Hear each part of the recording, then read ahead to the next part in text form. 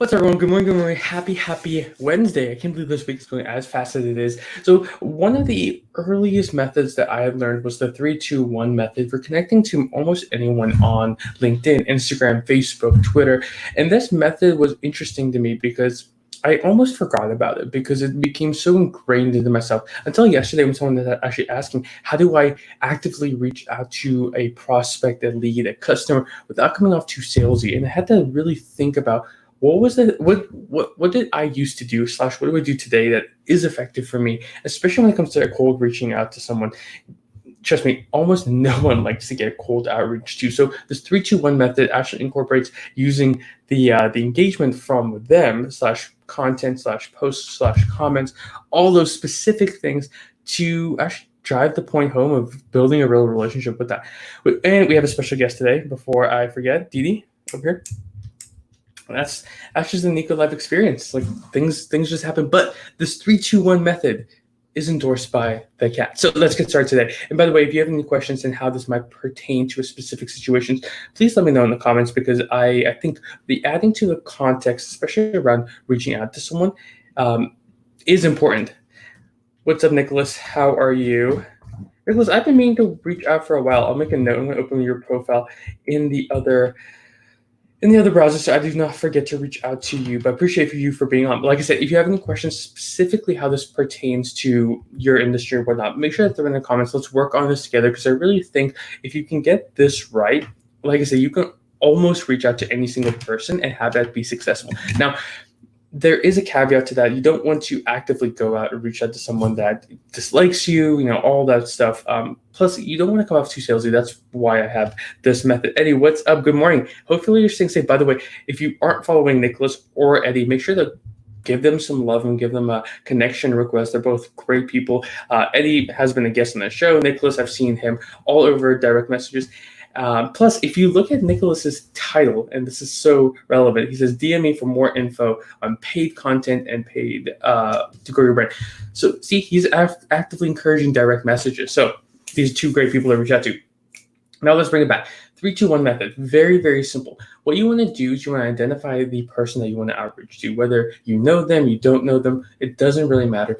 Pick someone. Let's say that you're picking Eddie, for example. You don't know Eddie, and actually Eddie might be a great case study in this.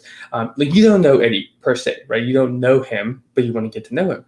There's multiple ways you can do it. You can cold email him. I know he has his phone number.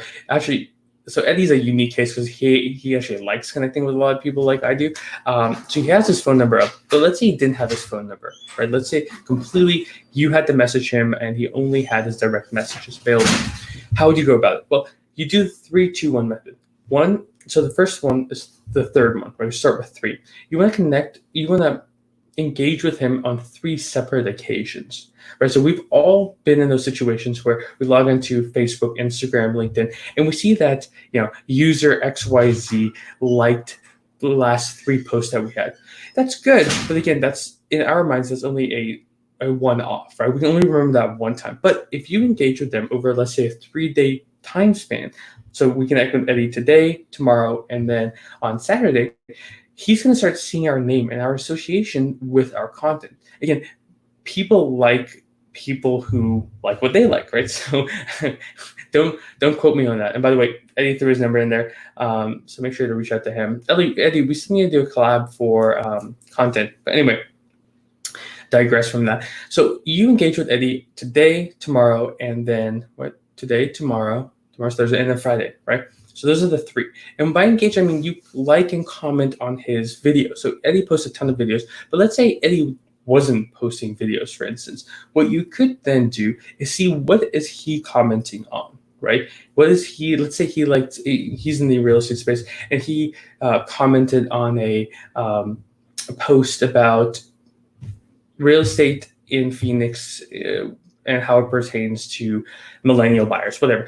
And he left a thoughtful comment or something like that. What you can say is then thank him, acknowledge that comment, and then add onto it, ask follow-up questions, really engage with him on there, right? That's still one of those engagements that you can do.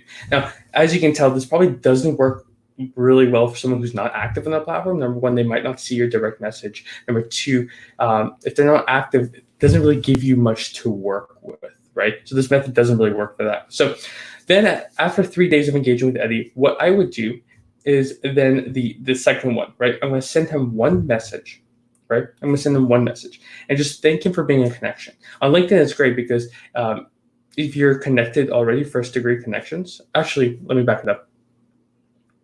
In this case, we're not connected with Eddie. We've just engaged with him. So we're going to send a connection request, and we're going to make it a personal one. I think LinkedIn gives you about 300 characters to send a connection request. Regardless if it's LinkedIn, Instagram, Facebook, you want to send that first message to acknowledge that you're not just following for follows, right? Like I think the most annoying thing I get is when people mass follow me. I go on and I see that they unfollow me because they're just trying to gain and game the algorithm, right? So for you specifically, you want to send them a thoughtful connection request. Say, hey, Eddie, loved your content. Reference something that you saw on day 1 or 2 or 3 that he was posting. Loved your post. Loved your comment on millennial buyers in Phoenix. Really looking forward to connecting more, and let's talk soon, right? So that was the first interaction. The second one is after he connects, right? After he accepts, send him a follow-up. Be like, hey, listen, Eddie, I'll be very frank. I want to get to know you. This is what I hope to gain from a relationship with you. And then that's really it, right? The one then is wait a day before you do that. So yes, the 3, 2, 1, they're kind of really moving parts, but 3 connections, right? 3 thoughtful engagements, 1 message to connect, 1 follow-up, but you want to wait that 1 follow-up for a day, right? Because you don't want to go right off the bat because that might be overwhelming for someone. So let's say I'm reaching out to Eddie. I'm going to engage with him 3 times. I'm going to send him 1 connection request, then 1 follow-up, and then I forgot, actually, that was still the second one. What was the first one that I would do? So that's 3, 2. We got the 1. And what's the 1? Oh, 1 call to action. Okay, my bad. It's just like dating, actually. So I was wrong. I'll be very transparent. I was wrong. So it's 3 engagements, 2 messages, and then 1 call to action. That was it. So you can add that 1 call to action in your message. Boom. Okay. You want to have a very thoughtful call to action because we all get so many messages and usually there's no call to action, and that makes it very hard for the person that you're sending the message to respond because they might not know exactly what you want. Maybe just reaching out and saying thank you. What I always like to do, and this is the message, you feel free to borrow this method, is I always like to say, reference what I do. So I always say, listen, I love branding and marketing. So if you have any questions, please do not hesitate to reach out to me, right? That's a call to action. I'm telling them what I specialize in, marketing and branding. And the call to action is, if they have any questions, reach out to me. You don't want to push something like, what questions do you have for me? Because that might be a turnoff for the individual. Plus, you want to give them the opportunity to ask, right? Because potentially they don't have any questions for you right now, and they might just say thanks for connecting, really means a lot. And at that point, you don't want to push too much because that might be off-putting. I think we've all been in those situations, whether in the real world or online. Salespeople are notorious for this, and I get it. They have quotas, they have to close, and I've been that salesperson before. But at a certain point, you just have to acknowledge that the buyer has to come to you. You can't force someone to buy. Eddie's in here, and then Nicholas, actually, probably, if you're still in here, you probably attest to this as well. It's very hard to push down a client's throat buying that real estate deal, buying that marketing service. It's very hard to do that. It has to come from the buyer, right? Because ultimately, they're the one with the checkbook. So, recap, 3, 2, 1 method. 3, we're going to engage with them 3 times. I like to do it on the same platform because same platform as long as, or you can do it on different platforms as long as your profile picture is the same, because we want to start building positive brand association. So I know that some people don't even know my name, but they know my picture. Instead, I'm going to have to change that picture because it's a little outdated. But you want them to start acknowledging your name and your picture, and I just stab myself in the eye. But it's all good. We're still seeing. Seeing is believing. So after that, you want to then send 1 for the 2. You want to send a message, right? Connection message, and then the follow-up with a call to action, right? You want to have a specific call to action.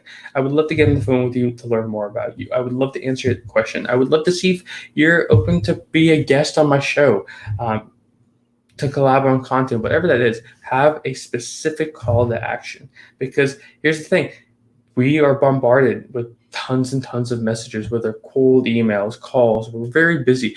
And if I don't exactly know what you want, it makes it very hard for me to, uh, you know, I don't want to say spend time in my day to figure out, but that's kind of what I have to do. I have to then go in and then figure out what does this person really want. And maybe I'm super busy. And maybe I don't have the time to do it, and I forget, and I never respond, and all those things. So anyway, 3-2-1 method.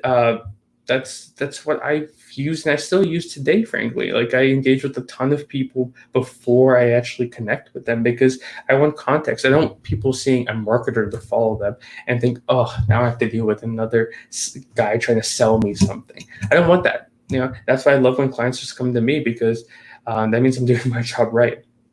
So anyway, that's all I got for you today. I want to keep these short and simple because again, that's where I'm at. I'm at. It's very, why overcomplicate something, right? Like, why overcomplicate communication online? Like, it's not, frankly, it's not anything I'm saying is not revolutionary. It might be phrased a different way, but it's nothing that you can do. And that's what I'm really pushing people to do, is especially in COVID land and where we are today, we might not have the opportunity to go to networking events for the next couple of months. So why not capitalize on the fact that we can reach out to people today? Eddie's a great example. Look, he threw his phone number in the chat. He did that for a reason. He makes himself very much available because he knows that right now people are not bored, but people might actually have the time to dedicate to 10, 15, 20-minute conversation. So I need to save your number. Nicholas, if you're still here, appreciate you. I need to reach out to you because I've been needing to ask you a couple of questions about what you guys do. But anyway, I appreciate you all. Thank you so much, Eddie, Nicholas, and anyone who's watching in the future. Appreciate you guys so much. Have a fantastic day, and we'll see you guys later.